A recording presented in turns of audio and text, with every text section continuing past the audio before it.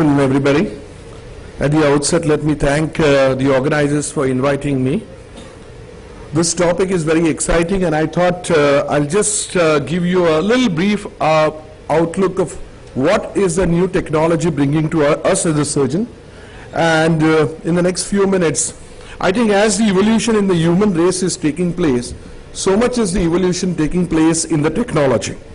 And the biggest technological revolution that is taking place today is that a lot of surgeries are now being done through the keyhole. If you ask one human being, what is your ultimate aim when you want to perform the surgeries, there are two things.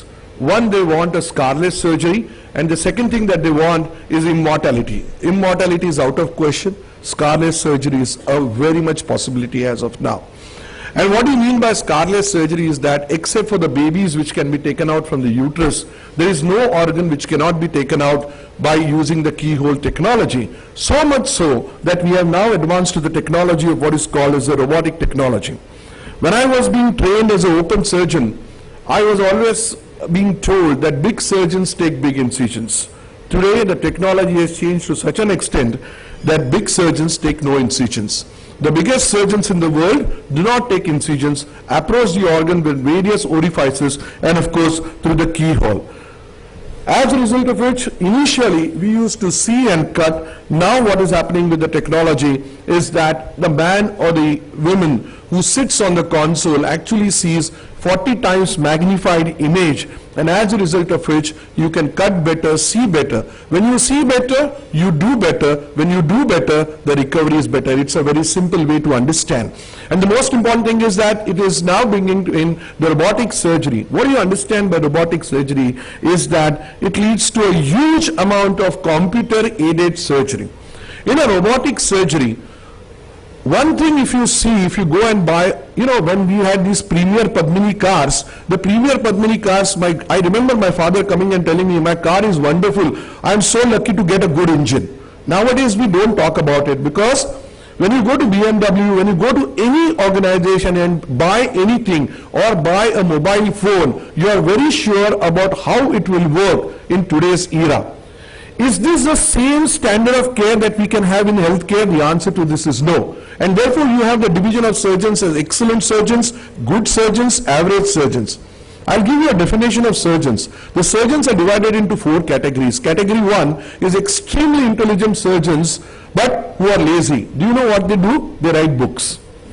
Then part 2 is extremely intelligent surgeons and very hardworking. They are the best surgeons. Part 3 surgeons are extremely docile and very lazy, no harm to the society. It's the category 4 surgeons who are extremely enthusiastic but very dumb. They are the harm to the society. How does the patient know that he will get the best of the health care? Because the patient goes blindly to a surgeon. So you need to have a kind of a machine which will bridge the gap between having the skills and having not. And this is where the robo comes into the picture. At no point of time are you worried whether the surgeon is good, bad, ugly, whether the surgeon is average, whether he is intelligent, because robo helps you to do the same quality of surgery irrespective of the surgeon, irrespective of the time of surgery, and irrespective of what kind of surgery that you are doing. So this is a kind of total integration of the surgical care. And this is not something which I am talking superfluous. This is something which is existing very much in Pune. This is existing worldwide. Now, if you have a machine which shows that you need to cut only 1 centimeter, the best of the surgeons will cut 1 centimeter maybe early in the morning, maybe not in the afternoon, definitely not late in the evening. This is a machine which is so precise, which you see 40 times magnified picture. It is like driving a car on a 10-lane expressway in a broad daylight without a single existing car. There is very, very little scope for accidents, and this is the kind of technology that we are getting into this totally integrated system. So we can define the organ, we can see the organ, we can magnify the organ. Where's the question of damage? So finally in healthcare, there is a technology which is coming into the picture. Maybe that will take care of an individual. Nobody will say, well, Dr. Puntambekar is a great surgeon. Maybe you as an individual will cease to exist. But what is the most important client in our entire practice? Why do we become good doctors? We become good doctors to give good consumers good treatment. There won't be any medico-legal problems. Dr. Dore Patil was talking about it. When at any point of time, irrespective of any kind of emotional attachment, you will continue to do good surgery, excellent surgery, and absolutely precise surgery. So this is a minimal invasive surgery. There are various types of surgery you can do. You would always be wondering that we could take out the organs which are inside the chest or inside the abdominal cavity, because there are cavities which are existing. But the technology has advanced to such an extent that we are taking out organs like thyroids, we are taking out organs like submandibular glands, we are taking out organs in the leg, we are taking out the varicose veins, and we are also going through the vaginas and taking out the gallbladders. So where is the technology leading to? The technology is leading to such kind of thing. And this is what you can do. You can see that a single umbilicus, that is the navel through which you can put in the scopes, you can put in multiple instruments, and you can do this. Now 10 years back, this was something unimaginable. Today, except for the fact that there is the only limitation in doing this kind of surgery does not lie in the instrumentation, it lies with the surgeon's mindset. If the surgeon's mindset is good, if the surgeon decides to operate, then you can do almost anything. And this is what is now coming into the picture. This is now as the orifice assisted single incision surgery. That is when you go through the orifice. Now, the demand and the supply is huge difference. There are excellently trained surgeons, but the limitation of the entire practice is not because one doesn't want to do it, but one can't do it. So there is a huge mismatch between having the good skilled surgeons and not having good surgeons. But unfortunately, the demand has gone extremely high, so much so that you can see in the picture that the lady comes and demands that I want my cesarean section done through keyhole. Now, patients are coming to us to get their pile surgery done through the keyhole. This is like extending too much to this.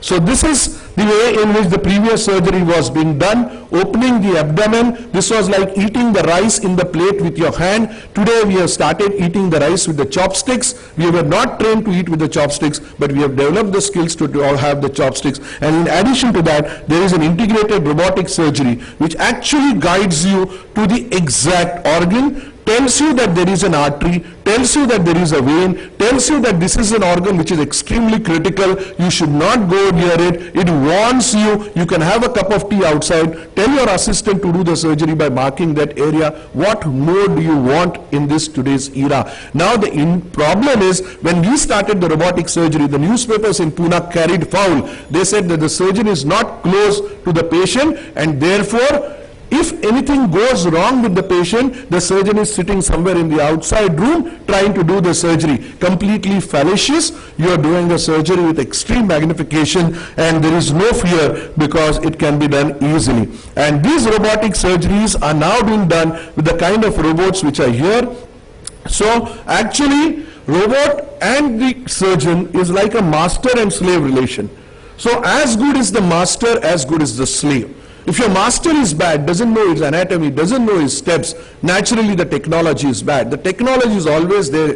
The technology is correctly made for you. It is for us to understand the technology. And I really see no reason for doctors who are of, I was trained in a pre-laparoscopic era, and I see no reasons for anybody to embrace this technology. We are embracing new phones, we are embracing new cars, we are embracing everything. But when it comes to healthcare, this is the problem. If you see in today's era, ladies and gentlemen, we just have, when I started robotic surgery in 2009, ours was the 5th robo in the country, and today, even after 5 years of continuously publishing and doing this kind of robotic surgery, transmitting to various countries, we still have just 26 robos in the country. And the reason is because we have the best of the infrastructure, we have the best of the marbles from the country, we have the best Every CEO of every company will take you through the hospital visits, showing you how beautiful marbly created, how integrated OT systems are there, how they have the linear airflow and X and Y and Z,